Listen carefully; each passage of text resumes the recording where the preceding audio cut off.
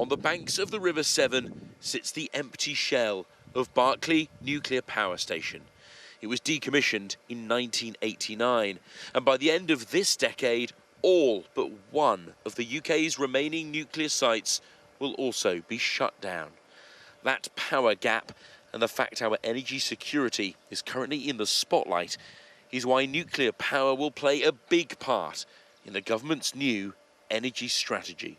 We've seen what happens when somebody like Putin gets hold of that energy supply. So next week in the energy strategy, we'll be looking for a greater mix of different ways to produce our energy, which do not rely on imported hydrocarbons, the gas and oil side of things, particularly from Russia. The government says its strategy will include an increase in offshore wind, solar and hydrogen energy.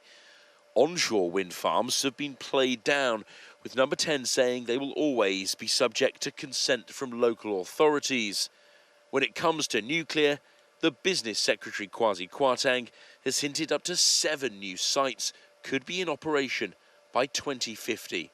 That is ambitious. The only new nuclear power plant currently under construction is Hinkley Point C in Somerset. The problem with huge projects like this is that they take years to complete and actually generate electricity. They can run wildly over schedule and well over budget. It's why small nuclear reactors, SMRs, which are quicker to create, may form part of the government's plan.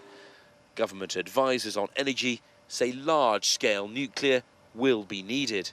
We've seen demonstrated over and over again in countries from Sweden and France to Korea and Japan that if you make an intention to develop a programmatic approach to delivering multiple plants, you can achieve a level of cost reduction that could enable nuclear energy to be really competitive and delivered at a much faster rate.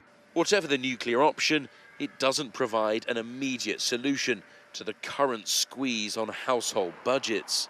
The government hasn't done enough. There's no way they can say they've done enough. The scheme they put forward, I think, where the Chancellor's offering to lend us our own money and pay it back over 5 years, is completely unrealistic and doesn't meet the scale of the challenge. Just how our energy is produced and where it comes from are tricky areas for the government.